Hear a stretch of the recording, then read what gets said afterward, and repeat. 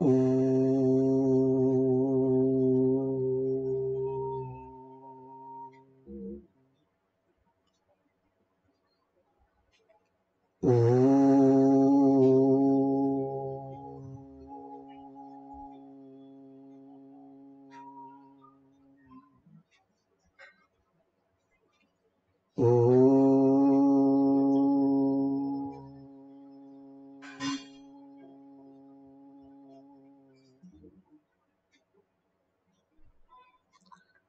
ఓం సహనావవతు సహనౌ భునక్తు సహ వీర్యం కరవావహై తేజస్వినావధీతమస్తు మా విద్విషావహై. ఓం శాంతి శాంతి శాంతి. ఓం గురుర్బ్రహ్మా గురుర్విష్ణుః గురుర్దేవో మహేశ్వరః గురురేవ పరం బ్రహ్మ తస్మై శ్రీ గురవే నమః. హరి ఓం. శ్రీ దక్షిణామూర్తి స్తోత్రం 3వ శ్లోకంలో 3 మానసోల్లాస శ్లోకాలను పూర్తి చేశాం. ఇందులో ముఖ్యంగా ఆత్మ యొక్క కాంతి వలననే జడమైనటువంటి అశాశ్వతమైనటువంటి నామరూపాదులన్నీ కూడా వెలిగింపబడి చూడబడుతూ ఉన్నాయి, వ్యవహరించబడుతూ ఉన్నాయి. దాన్ని ఇంకొంచెం లోతుకెళ్ళి చూపిస్తున్నారు చూడండి. ఎందుకంటే సత్యమైనది, జ్ఞానరూపమైనది, సర్వవ్యాపకమైనది, శాశ్వతమైనది పరమాత్మ ఒకటే. అన్యంగా అనేకంగా కనిపిస్తూ ఉన్నటువంటివన్నీ కూడా ఈ ఆత్మ చైతన్యంలో తేలియాడే సముద్రంలోని అలల లాంటివే. సత్యాన్ని గుర్తించే కొద్దీ మనకేం కలుగుతుందండి? సత్యంగా మారిపోతాం. అశాశ్వతమై పరిమితమై కనిపిస్తూ ఉన్న ఈ ఉపాధి నేను అనే భావం నుండి సత్యాన్ని గుర్తించే కొద్దీ నేను పరిమితమైన వాడిని, అశాశ్వతమైన వాడిని, జడమైన ఈ శరీరాన్ని అనే భావం నుండి శాశ్వతమైన వాడిని, జ్ఞానరూపమైన వాడిని, ఆనందరూపమైన వాడిని అనే భావం స్ఫురిస్తుంది. అందుకే ఇది తెలుసుకోవాల్సినటువంటి అవసరం. జ్ఞానాని బహురూపాణి తేషాంచ విషయా అపి అహంకారేణు సజ్జంతే సూత్రే మణిగణ ఇవ.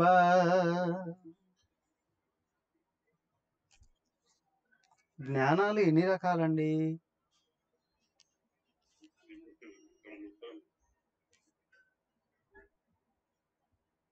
ఏమండి టీచర్ గారు, జ్ఞానాలు ఎన్ని రకాలు?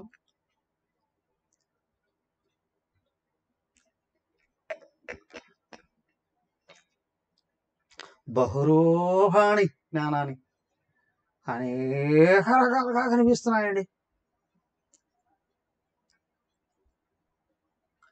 తేషాంచ విషయా అపి, అవి కూడా ఏంటి అంటే అనేక రకాల విషయాలు ఉన్నాయి కాబట్టి ప్రతి విషయానికి సంబంధించిన జ్ఞానం ఒకటి ఉంది కాబట్టి వస్తువులు అనేకం, వాటి జ్ఞానం కూడా అనేకం. ఏమయ్యా ఇది నిజమా అబద్ధమా? అదేంటండి మళ్ళీ ఇలాగా మాట్లాడతారు, మీ క్లాస్ వింటున్నామని అనుకోవా? మాకు కూడా ఓ స్థాయి ఉందండి. ఓ అలా అలా కాదనేది. అహంకారే అనుసజ్జంతే, దేహాత్మభావాన్ని అనుసరించే జ్ఞానాలన్నీ వ్యక్తమవుతున్నాయి. అహంకారాన్ని అనుసరించి వస్తువులు వాటికి సంబంధించిన జ్ఞానాలు అనేకంగా ఉంటున్నాయి. సూత్రే మణిగణ ఇవ. ఇది భగవద్గీతలో వాడారు కదండి, అక్కడ వాడిన విధానం వేరు, ఇక్కడ వాడిన విధానం వేరు. అహంకారం బయటకు వచ్చి తొంగి చూసినప్పుడు విషయాలు అనేకం, వాటికి సంబంధించిన జ్ఞానాలు అనేకం.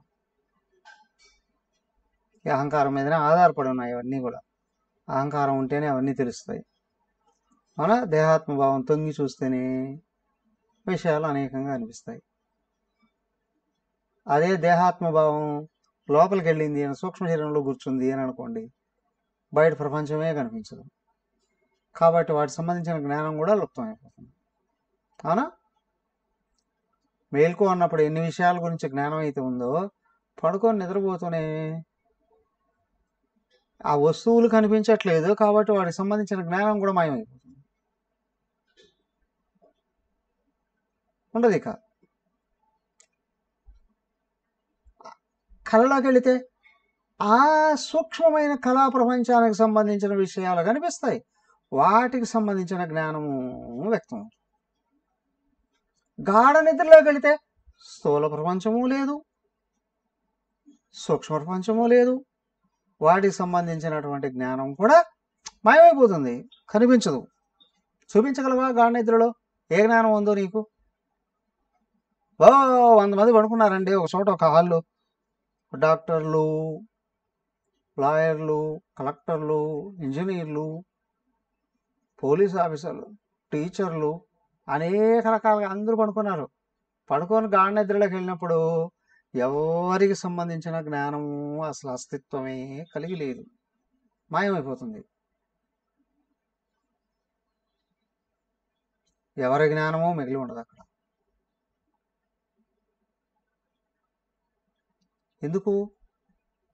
అక్కడ అహంకారం లేదు, దేహాత్మ భావం లేదు, జీవభావం లేదు. అది ఎప్పుడైతే మాయమైందో అదిగో అది నేర్చుకున్న జ్ఞానాలన్నీ కూడా పోతాయి. ఇంతకు వ్యక్తి అనేవాడు అసలు వాడు ఉన్నాడు లేడా? ఎందుకు లేడు? లేకపోతే మళ్ళీ లేయడగా. ఉన్నాడు, సత్పదార్థంగా ఉన్నాడు. ఆడేం తెలిసింది? కేవలం ఆనందమే. ఉన్నాడా లేడా? లేచిన తర్వాత చెప్తాడు, అబ్బా ఎంత హాయిగా నిద్రపోయానండి. ఏం చేశావు? ఏమీ లేదు. ఏం చూసావు? ఏమీ లేదు. ఎలా ఉన్నావు? ఆనందంగా ఉన్నా. అదెలా?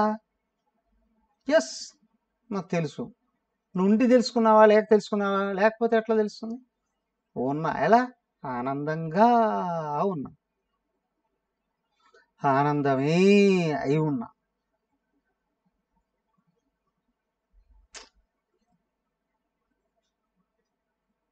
ఒక ఆర్టిస్ట్ ఒక్కొక్క రకమైన నాటకంలోనూ సినిమాలోనూ ఒక్కొక్క పాత్ర ధరించాడు.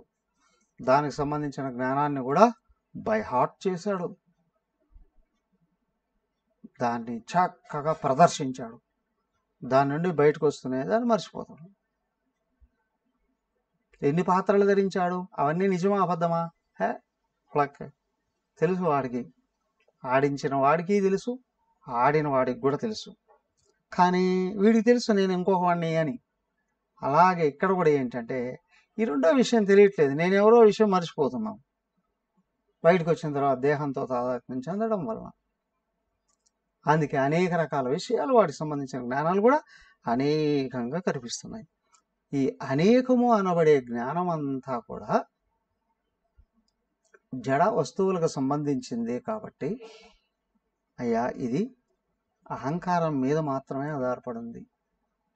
జ్ఞానం రావడంతో ఈ అనేకత్వం అనేది ఎగిరిపోతుంది.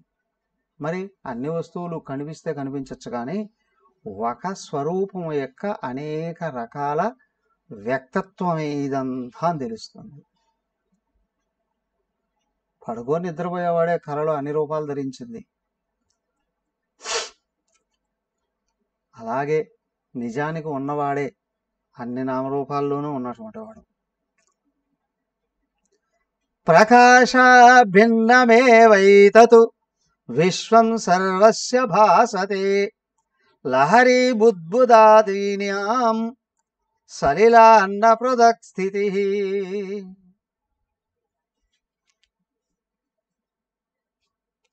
ప్రకాశ అభిన్నం ఏవ ఏతత్వ విశ్వం సర్వస్య భాసతే. ప్రకాశ అభిన్నం ఏవ, అసలు కాంతి, వెలుగు, జ్ఞానం ఏదైతే ఉందో దానికి అభిన్నం, వేరైనది కాదు. ఇదిగో సర్వనామరూపాలలో నుండి వ్యక్తమయ్యేటువంటి కాంతి, చైతన్యం. సర్వనామరూపాలు కూడా ఏకమైన చైతన్యంలోనే అస్తిత్వాన్ని కలిగి ఉంటున్నాయి, ఏకమైన చైతన్యంలోనే గుర్తించబడుతూ ఉన్నాయి, వ్యక్తం చేయబడుతున్నాయి. ఎలా?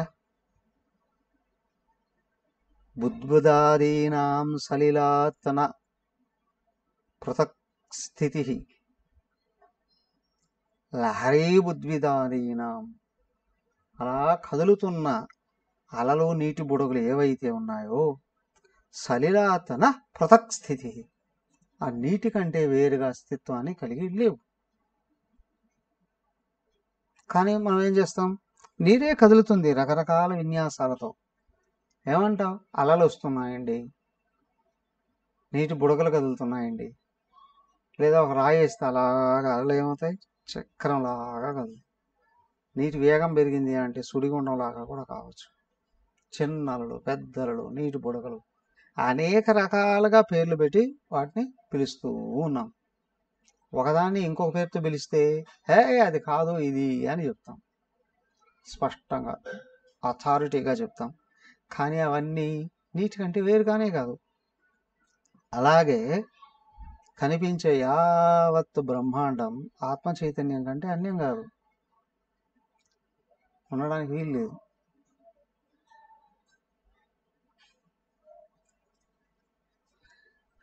ఏమండి స్వామి గారు ఇన్ని రకాలుగా చెప్తున్నారే, మాకెందుకు తెలియట్లేదు,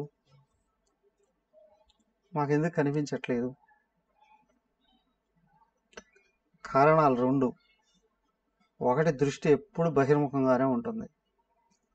రెండోది, చెప్పబడుతూ ఉన్న విషయం ఏదైతే ఉందో సూక్ష్మాతి సూక్ష్మమైనటువంటిది.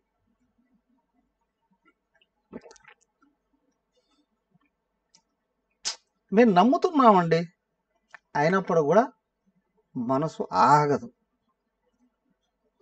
ఆగిన వెనక్కి చూడలేదు. అందువలనే సత్యం తెలియట్లేదు. ఆయన ఎవరో అన్నాడు, ఈ తప్పు మాది కాదండి, బ్రహ్మదేవుడిదేనండి. ఎందుకు అనంటే, ఇదిగో దేహాన్ని తయారు చేసి ఇంద్రియాలన్నీ బహిర్ముఖంగానే రంధ్రాలు వేశాడట. పరాంచిఖాని విదృణత్ స్వయంభూ తస్మాత్ పరాన్ పశ్యతి నాంతరాత్మన్. కఠోపనిషత్తులో చెప్పారు, ఇంద్రియాలన్నీ బహిర్ముఖంగానే తొలచబడి ఉన్నాయి. కళ్ళు రంధ్రాలు బయటికి, చెవులు రంధ్రాలు బయటికి, ముక్కు రంధ్రాలు బయటికి, నోరు రంధ్రం బయటికి. అవునా? అన్ని బయటికే చూస్తున్నాయి కాబట్టి బయట విషయాలే తెలుస్తాయి. మరి లోపల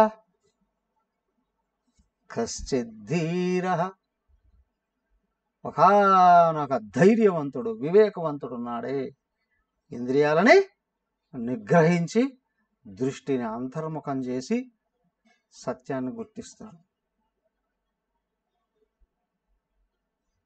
సో సత్యం తెలియాలంటే ఏం చేయాలి? వెనక్కి తిరగలగాలి. సో కాబట్టి ఏంటి అని అంటే, నీ ఆలోచనలు శుద్ధమైనవి, సూక్ష్మమైనవి అయితే నిగ్రహించబడతాయి, అర్థం చేసుకునే శక్తిని కలిగి ఉంటాయి, మాట వింటాయి, ఆగుతాయి. అప్పుడు ఆత్మను ఆలోచనల చేత తెలుసుకోవాల్సిన అవసరం లేదు, ఇంద్రియాల చేత చూడాల్సిన అవసరం లేదు. ఆత్మను ఆత్మే చూడగలదు, చూస్తుంది. కానీ బహిర్ముఖమైన దృష్టి ఆగాలి, బహిర్ముఖంగా పరిగెత్తే ఆలోచనలు ఆగాలి. వాటి కొరకే చెప్పబడినటువంటి సాధన అంతా కూడా. సో కాబట్టి ఏంటి అని అంటే దేహాత్మ భావం అనేటువంటిది ఏదైతే ఉందో బయటికి చూసి అనేక రకాలుగా విషయాల్ని గుర్తిస్తూ ఉంది, అనేక రకాలుగా జ్ఞానం తెలుసుకుంటుంది. కానీ ఈ దేహాత్మ భావముగా అహంకారంగా కూడా వ్యక్తమయ్యేది ఏది? ఆత్మ చైతన్యం. ఆత్మ చైతన్యం ఉంటేనే బహిర్ముఖ దృష్టి. ఆలోచన ఉందా? అహంకారం. ఆలోచన పడిపోయిందా? ఆత్మ చైతన్యం.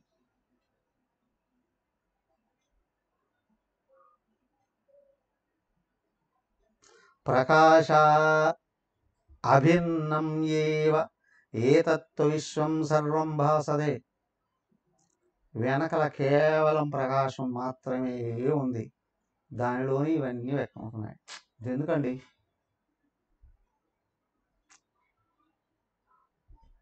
మీ పుస్తకం మీకు కనిపిస్తుందా?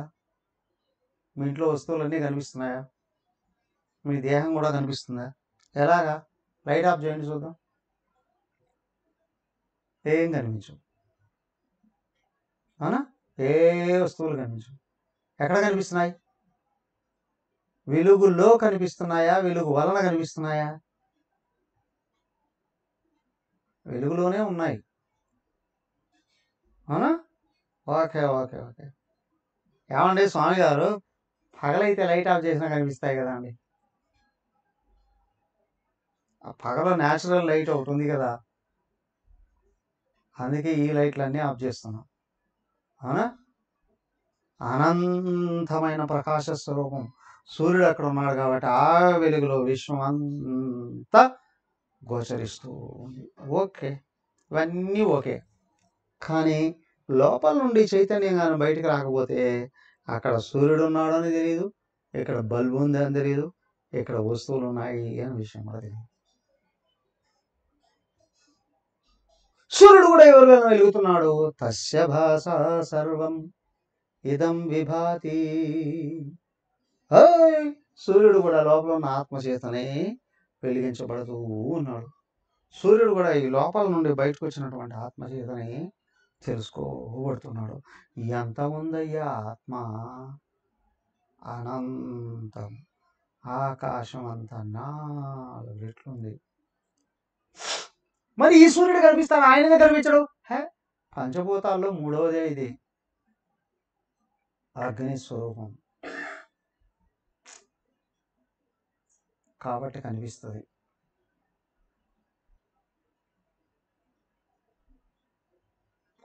ఆత్మ అగ్ని కంటే సూక్ష్మం వాయువు, వాయువు కంటే సూక్ష్మం ఆకాశం, ఆకాశం కంటే సూక్ష్మం మనస్సు, మనస్సు కంటే సూక్ష్మం మాయ, దానికంటే సూక్ష్మం ఆత్మ. దానికి వీటి చేత అది గుర్తించబడదు, సూక్ష్మమైంది కాబట్టి.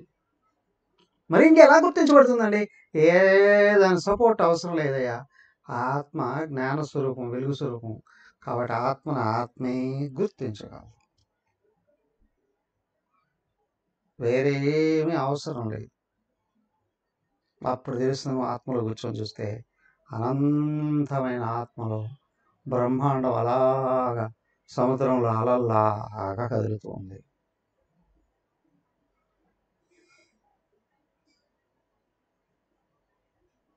ఇక్కడ కనిపించి జానుడు శరీరం కాదు, నువ్వు అనంతమైన ఆత్మ అయి ఉన్నావు.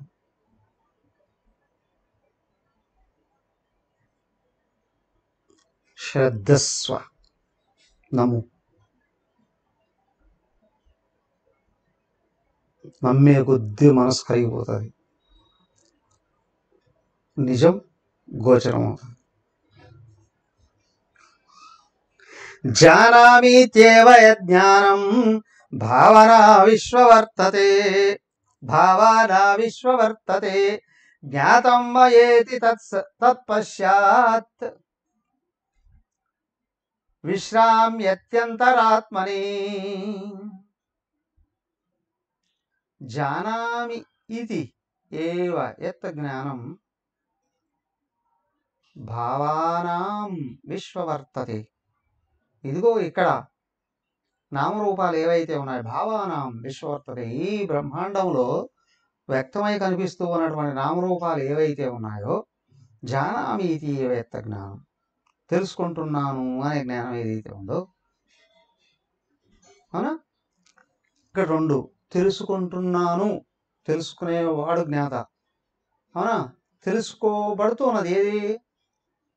జ్ఞేయం, వస్తు రూపంలో. దానివల్ల జ్ఞానం అనేది కూడా వస్తుంది. ఎక్కడ ఉంటుంది ఇది? వస్తువులు కొనుక్కొచ్చుకున్నావా? ఇంట్లో చదువుకున్నావు, ప్రొవిజన్సా కిచెన్లో చదువుకున్నావు, ఒక్కొక్క రకమైన వస్తువులు ఒక్కొక్క చోట సర్దేసుకున్నావు, స్టోర్ రూమ్లో సర్దేసుకున్నావు కదా. ఓకే, ఇల్లు ఉంది, ఓకే. మరి నువ్వు బయట నుంచి తెచ్చుకున్న వస్తువులకు సంబంధించిన జ్ఞానం ఎక్కడ చదువుకుంటున్నావు? చెవులోనా, ముక్కులోనా, కళలోనా, మెదడులోనా? ఎక్కడ చదువుకుంటున్నావు? లోపలికి తీసుకెళ్ళి నీలోనే అక్కడక్కడ దాచిపెట్టుకుంటున్నావు, అవునా? లోపల అన్నీ ఎక్కడ దాచిపెట్టుకున్నావు? నీ లోపలనే దాచిపెట్టుకున్నావు, అవునా? సరే, తర్వాత ఇప్పుడు జ్ఞాతం మయా ఇది తత్ పశ్చాత్. తర్వాత ఎప్పుడు వెళ్ళి ఆ వస్తువులను చూస్తున్నా, లేదా ఎవరో అడుగుతున్నా, నాకు తెలుసు నాకు తెలుసు నాకు తెలుసు అన్నాను. ఎక్కడ తెలుసు నీకు? అక్కడ చూసానండి, అది ఎప్పుడో వెళ్ళిపోయింది కదా వస్తువు. నాకు గుర్తుండండి, ఎక్కడ ఉంది గుర్తు?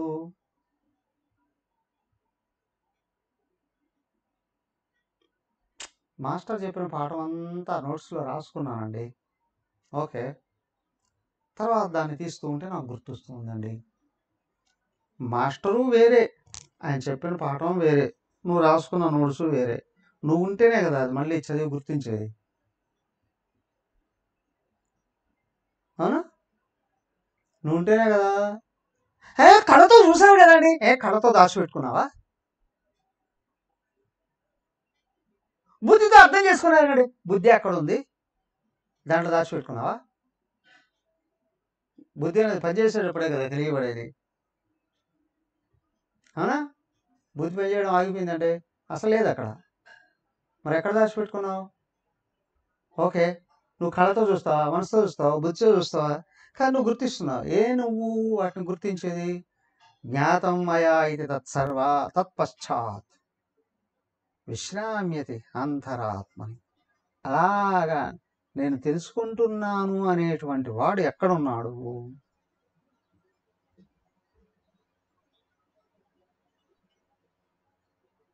ఎక్కడ విశ్రాంతి పొందుతున్నాడు?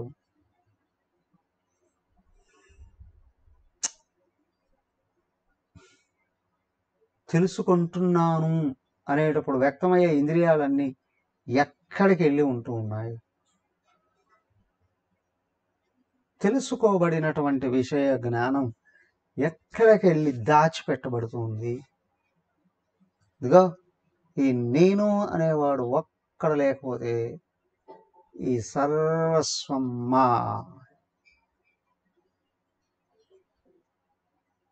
ఇప్పుడు దాకా బాగున్నాడండి, మేమే ఇంతసేపు మాట్లాడుకున్నామండి, సడన్గా వార్త విన్నాం, చాలా బాధ కలిగిందండి. ఏమైంది? సడన్గా పోయాడండి. ఎవరు పోయారు?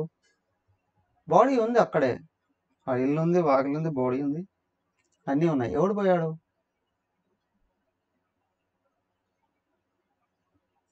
ఎవడు పోయాడు? నేను అనేవాడు బాడీ నుండి తను విత్డ్రా చేసుకున్నాడు, కనెక్షన్ కట్ చేసేసుకున్నాడు. స్విచ్ ఆఫ్ చేసుకోలేదు, కనెక్షన్ కట్ చేసుకున్నాడు. ప్రతిరోజు రాత్రి స్విచ్ ఆఫ్ చేసుకుంటాడు, మళ్ళీ లేసుకొని స్విచ్ ఆన్ చేసుకుంటాడు. కానీ ఇప్పుడు వైర్ కట్ చేసేసాడు, ఇంకా ఈ బాడీలోకి వాడు రాదలుచుకోలేదు. ఎవరు వాడు? ఎక్కడున్నాడు?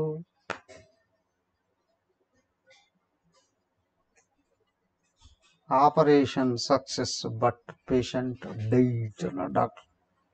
పర్ఫెక్ట్గా చేశాడు ఆపరేషన్, కానీ పేషెంట్ ఏమయ్యాడు? ప్రాణం పోయిందండి. ఏమిటి ప్రాణం అంటే?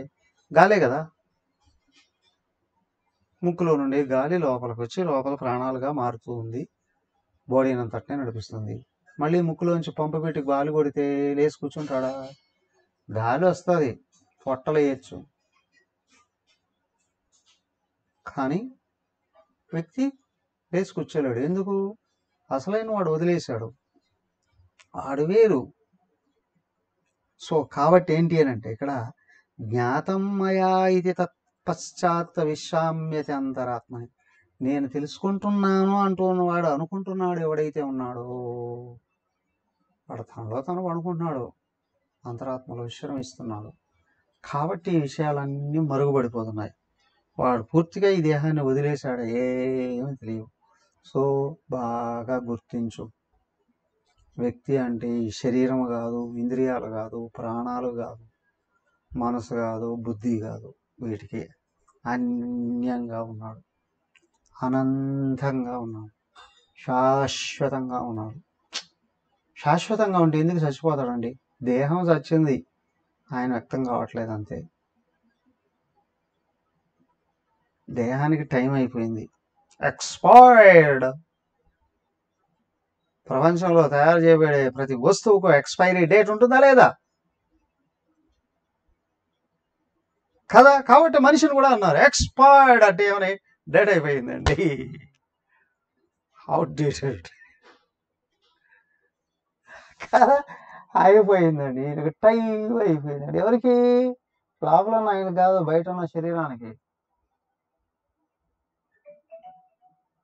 ఈ శరీరం ఇంక పనిచేయదు అంతే, ఇది పనికిరాదు.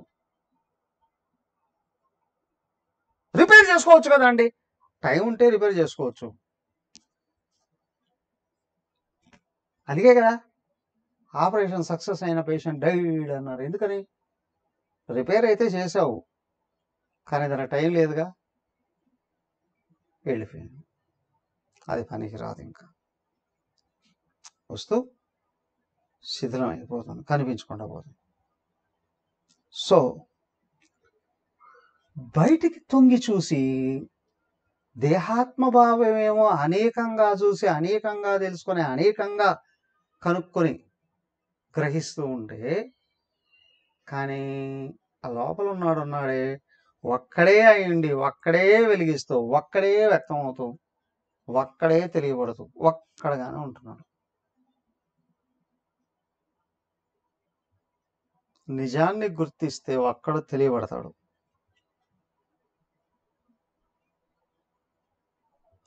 ఇంకొంచెం లోతుగా చెప్పండి. ఘటాదికాని కార్యాణి విశ్రామ్యంతి మృదాదిషు విశ్వం ప్రకాశాభిన్నత్వాత్ విశ్రామ్యేత్యత్ పరమేశ్వరే.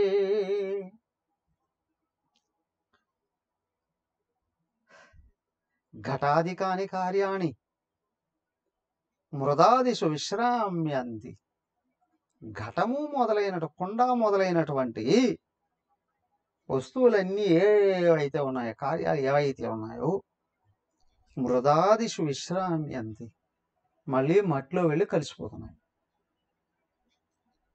విశ్వం ప్రకాశ అభిన్నత్వాత్, కనిపించే విశ్వం కూడా ప్రకాశానికి అభిన్నమైనటువంటిది కాబట్టి పరమేశ్వరే విశ్రామ్యతి, ఏతత్తు పరమేశ్వరే విశ్రామ్యతి, ఇదంతా కూడా పరమేశ్వరులో విశ్రాంతి పొందుతుంది. కుండలు ఎక్కడి నుంచి వచ్చాయి? కొట్లో నుంచి తెచ్చుకున్నానండి, పెద్ద గొప్పవాడవే. కుండలు ఎక్కడి నుంచి వచ్చాయి? మట్టిలో నుండి వచ్చాయండి, అవునా? కుండలు మట్టి నుండి వచ్చాయండి. ఓకే, చివరికి మళ్ళీ ఎక్కడ కలిసిపోతాయి? మట్టిలో కలిసిపోతాయి. కానీ మధ్యలో ఎక్కడ ఉంటాయి? మా ఇంట్లో అటక మీద పెట్టున్నామండి. మట్టి తీసేస్తే కుండే లేదు, మట్టిలోనే ఉంది కుండ, మట్టి నుండే వ్యక్తమైంది, మట్టిగానే ఉంటుంది, అవునా? ఎక్కడున్నాయంటే మట్టిలోనే ఉన్నాయి. మట్టి తీసేస్తే కుండ లేదు, కుండ పగిలిపోతే మట్టిలో కలిసిపోయింది, అవునా? కానీ మరి కుండ అనేది అనడం అండి, మట్టి నుండే పుట్టింది, మట్టిగానే ఉంది, మట్టిలోనే కలిసిపోతుంది కదా. మట్టే కదా అది, కుండ ఎందుకన్నా పోయా, అది వాడుక ఆ విధంగా అన్నాం అంతే. దాని రూపాన్ని బట్టి ఒక నామం పెట్టుకున్నాం, దాన్ని ఒక రకంగా వాడుకుంటూ ఉన్నాం. కొండను పట్టుకొని వచ్చి చట్టి అంటే, తొట్టి అంటే, కావు అంటే హే నమ్ముతావా? లేదండి. హే వీడికేం తెలియదు పోరాటం కదా. మరి ఏంటండి, ఓ ఆకారానికి పేరు, దానికి ఒక ప్రయోజనము ఉంది.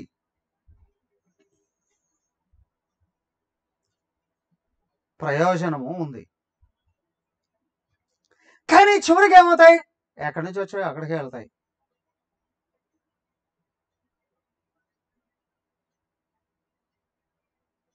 నమ్ముతారా నమ్మరా? ప్రతిరోజు ఎక్కడికి వెళ్తున్నావు? రాత్రి పడుకున్న తర్వాత బెడ్ మీదకి వెళ్తున్నా, శరీరం పోతుంది. కల్లోకి వెళ్తున్నా, మనసు పోతుంది. కళ్ళ కూడా గాఢ నిద్రలోకి వెళ్తున్నా, ఏముంది అక్కడ?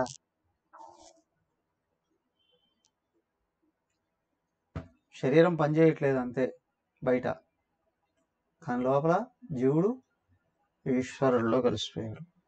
ఈశ్వరుడుగానే ఉన్నాడు, ఈశ్వరత్వాన్నే పొందాడు. దానికి దుఃఖ ఛాయ కూడా లేదు అక్కడ. అన్యత్వం కనిపించలేదు, దుఃఖ ఛాయలు కూడా లేవు. ఈశ్వరత్వంలో కలిసి ఉంది. రోజు అక్కడికి వెళ్తున్నాం, మళ్ళీ ఇటు వస్తున్నాం, అక్కడికి వెళ్తున్నాం. ఎందుకు వెళ్తున్నాం అక్కడ రోజు? ఎవరికి చెప్పకుండా? పిల్లల్ని అడగచ్చు పెద్దవాళ్ళు, సీక్రెట్గా ఎందుకు వెళుతున్నాం అక్కడికి? మనం ఎందుకు వెళుతున్నాం రోజు గాఢనిద్రలోకి? నేను వెళ్ళాలని అనుకోలేదు కానీ అండి, నేను వెళ్ళాలనుకోవట్లేదండి, కానీ వెళుతున్నాం. ఎట్లా వెళుతున్నావు? వెళ్ళకుండా ఉండలేము లేదండి. ప్రయత్నం చేయి. అమ్మో కష్టం అవుతుందండి. డబ్బులు ఇస్తే చచ్చిపోతామండి. అవునా? గాఢ నిద్రలోకి వెళ్ళకుండా ఉండగలమా? నువ్వు ఎన్ని కోట్లు ఇచ్చినా మాకు అవసరం లేదు పోండి, చచ్చిపోతాం, పేలిపోతుంది బాడీ గాఢ నిద్రలోకి వెళ్ళకపోతే. ఎందుకని? అక్కడ అమితమైనటువంటి శక్తి కలిగిన అమృతం దొరుకుతుంది, అమృతత్వం దొరుకుతుంది. అందుకే అక్కడికి వెళ్ళకుండా ఉండలేదు. అస్సలు నిజం ఏంటో తెలుసా? నువ్వు వెళ్ళడం కాదు, తోకా తొండాలు పెట్టుకుని ఎగిరేటువంటి అహంకారం పడిపోతుంది అంతే. బయటికి తొంగి చూస్తే అహంకారం పడిపోతుంది, నువ్వుగా ఉంటున్నావు. ఏతత్ పరమేశ్వరే విశ్రామ్యతి. పరమేశ్వరుడిలో విశ్రాంతి పొందుతూ ఉంది, హాయిగా సుఖంగా ఆనందంగా నీలో నువ్వు ఉంటున్నావు. మేల్కొన్నప్పటి నుండి ప్రాక్టీస్ చేయి.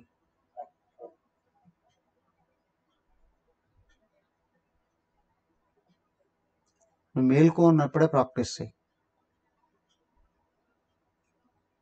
ఈ విశ్రాంతిని. అందుకే నేను ఏ పని చేయను, 24 గంటలు ధ్యానం చేస్తూనే ఉంటా.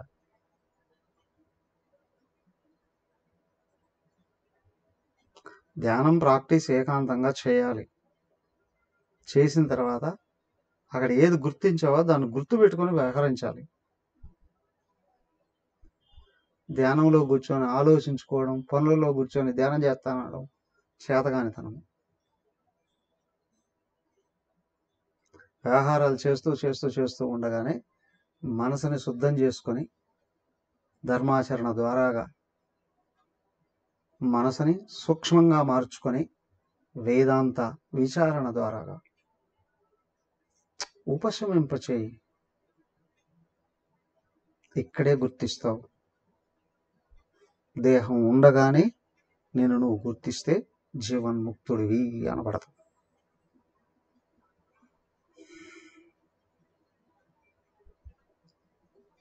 అది గాఢ నిద్రలో కలుగుతూ ఉన్న స్థితి కూడా. కాకపోతే నేను ఎవరు ఎక్కడున్నా విషయం తెలియట్లేదు, అందుకే గాఢ నిద్ర అన్నాం. మీకు అజ్ఞానం పొర ఉంది కాబట్టి.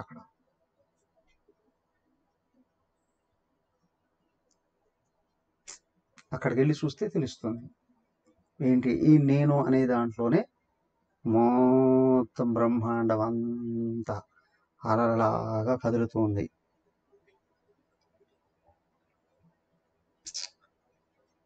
ఇంత బాగా అర్థమవుతుంది, అనుభవం ఎందుకు రావట్లేదు?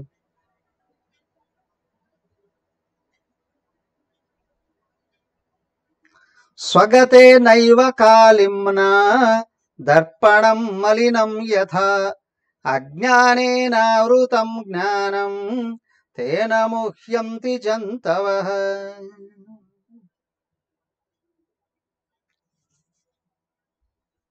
దర్పణం స్వగతేన ఏవ కాళిమ్నా మలినం యథా. అర్థంగానే ఉంది, కానీ దాని మీద మసి లేదు మట్టి వచ్చి పడింది. అర్థంగానే మురికైపోయింది.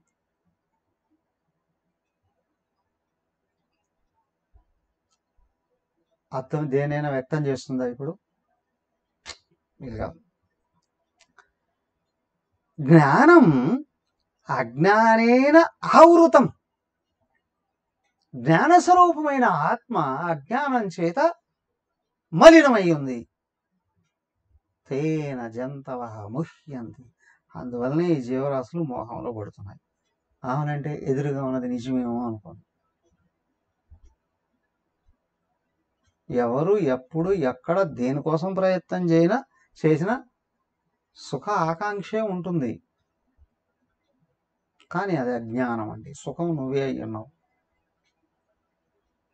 నువ్వు ఇంకొక దాని మీద ఆధారపడడానికి ప్రయత్నం చేసే కొద్దీ సుఖం దూరం అయిపోతూ ఉంటుంది. జ్ఞానంతో నిన్ను నువ్వు తత్వంగా గుర్తించి నీ మీద నువ్వు ఆధారపడడానికి ప్రయత్నం చేసే కొద్దీ మలినం వెళ్ళిపోతుంది.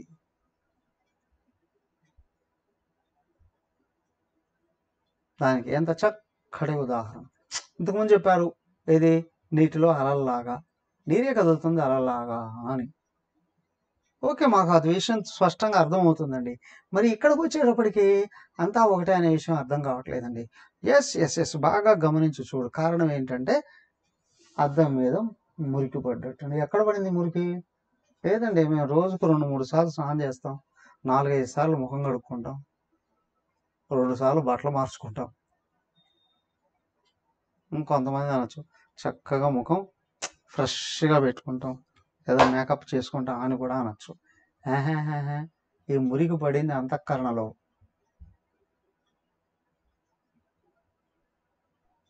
కానీ అస్సలు మురికి ఉండదు కారణ శరీరం. కారణ శరీరమే మురికి. అది అంతఃకరణ మీద కప్పివేస్తుంది.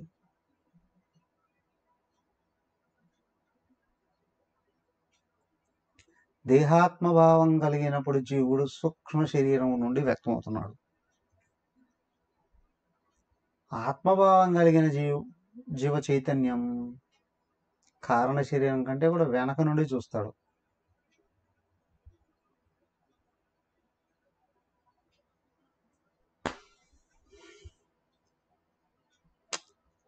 చూడడం చేతకాలేదు దానికి అంతఃకరణలో కూర్చొని భగవంతుడిని ప్రార్థించు. సత్కర్మల ఆచరణ చేయడం, దగ్గర నుండి భగవంతుడిని ప్రార్థించడం, పూజించడం, స్మరించడం, స్తుతించడం, ఇదంతా కూడా కర్మయోగమే. కానీ ఆత్మభావంలో కూర్చొని భిన్నత్వ దృష్టితో కూడిన ఆలోచనలని తోసివేయడం ఏదైతే ఉందో జ్ఞానయోగం. దీన్ని ఆత్మ విచారణ అన్నారు.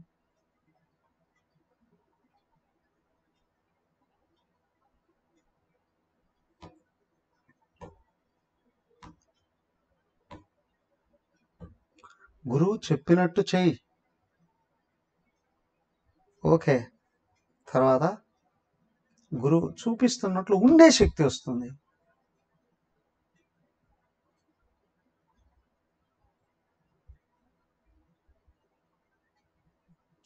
బుద్ధితో ఆలోచించి పట్టుకోకుండా గుడ్డిగా అట్లాగా వెళ్ళిపోతుంటే ఎన్ని జన్మలైనా అట్లాగే ఉంటాం. దానికే ఆచార్యుడు పని చెబుతూనే పాఠం కూడా బోధిస్తాడు. పని చేయడం వల్ల మనసు కొంచెం ఖాళీ పడుతుంది. పాఠం వినాలి, బుద్ధికి ఎక్కితే రెండు కలుపుకోవాలి ఆత్మవిచారణతో. పాఠంలో ఏం చెబుతూ ఉన్నారో పనిలో అది నిలబెట్టుకోవడానికి కృషి చేయాలి. ఏకత్వాన్ని చూస్తూ ఉపాధులను వ్యవహరింపచేయి, లోపల ఉన్న మురికి కరిగిపోతుంది. తదాస్తు. అందరూ ఆయనే, ఆయనే, నేను కూడా. నాకు అన్యంగా ఏమీ లేదు.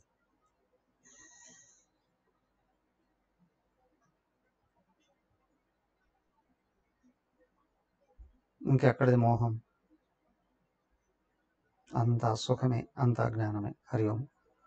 ఓం సర్వే భవంతు సుఖినః, సర్వే సంతు నిరామయాః, సర్వే భద్రాణి పశ్యంతు, మా కశ్చిద్ దుఃఖభాగ్ భవేత్. ఓం శాంతి శాంతి శాంతి. హరి ఓం. శ్రీ గురుభ్యో నమః. హరి ఓం.